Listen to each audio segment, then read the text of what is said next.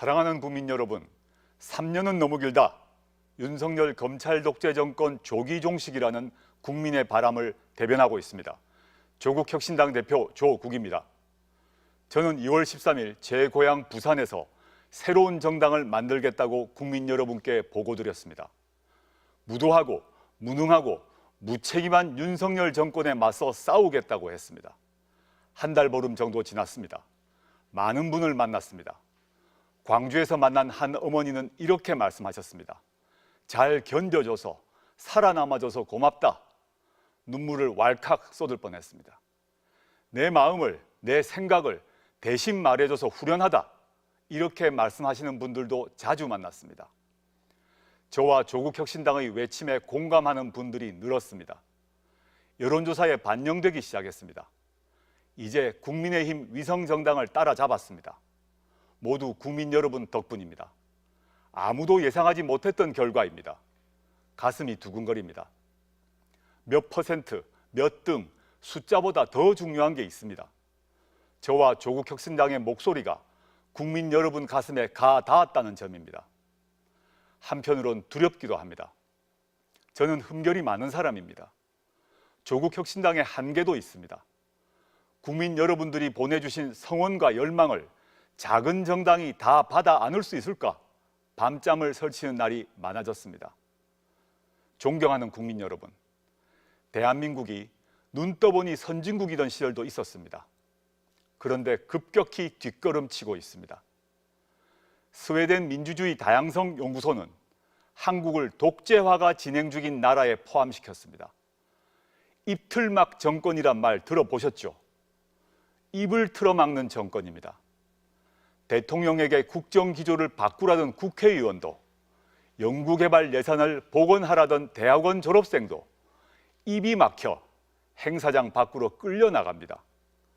대통령의 수석비서관은 언론을 겁박합니다.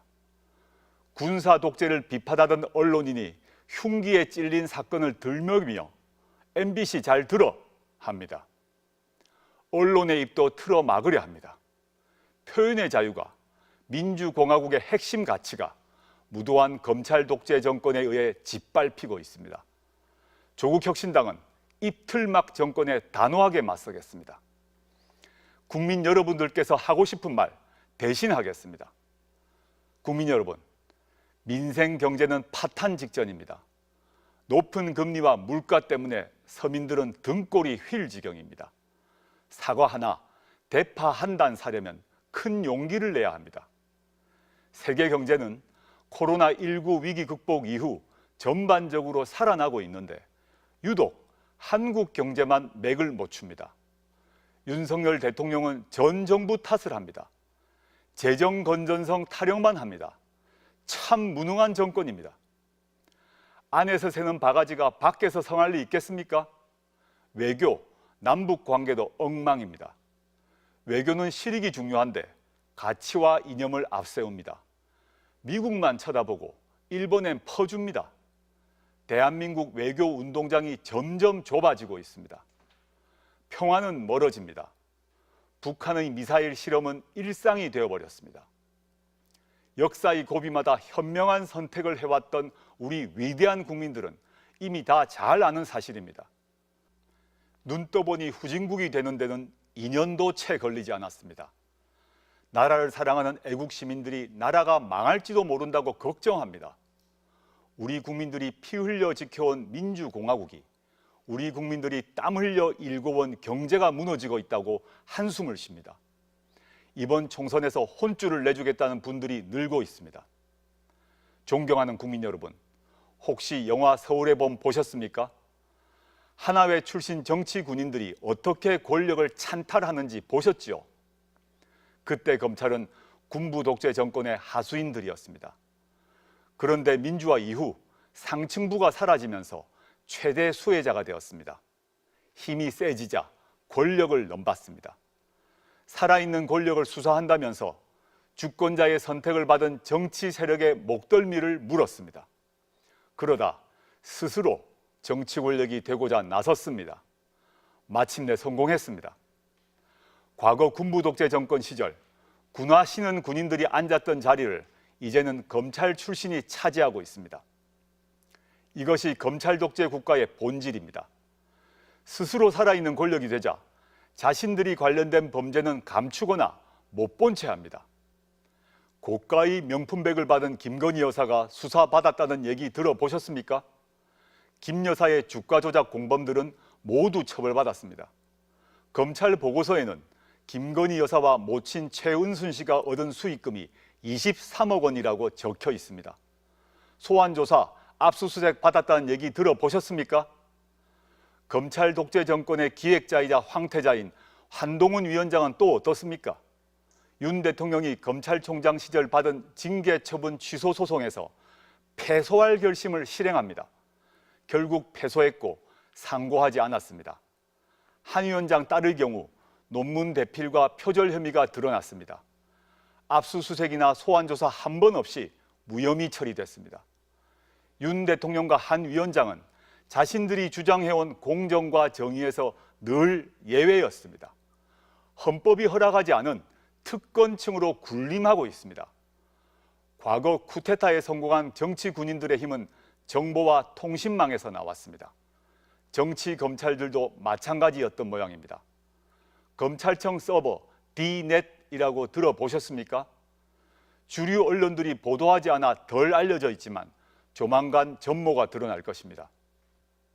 검찰이 스마트폰과 컴퓨터 등 전자기기를 압수수색하면 수사와 관련된 내용을 제외하곤 모두 없애야 합니다.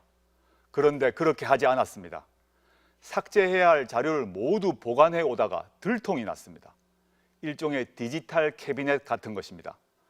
그런 정보를 보관하는 것만으로도 불법입니다. 심지어 불법으로 활용한 흔적도 발견됐습니다.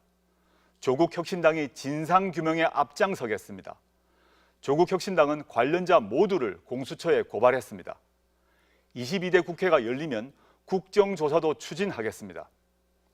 디지털 캐비넷에 많은 정보가 쌓이던 시기에 검찰총장을 지낸 윤석열 대통령도 국정조사를 받아야 할 겁니다. 존경하고 사랑하는 국민 여러분, 서울 한복판 이태원에서 159분이 숨졌습니다. 청주의 오송 지하차도에서 14분이 희생되셨습니다. 그날 정부는 없었습니다. 윤석열 정부의 높은 사람들은 책임지는 법을 모릅니다. 진상조사 특별법이 국회를 통과하면 뭐합니까? 대통령이 거부합니다. 진상을 밝히지 말자는 것입니다. 지난해 대한민국 군인이 수해복구 현장에서 돌아가셨습니다.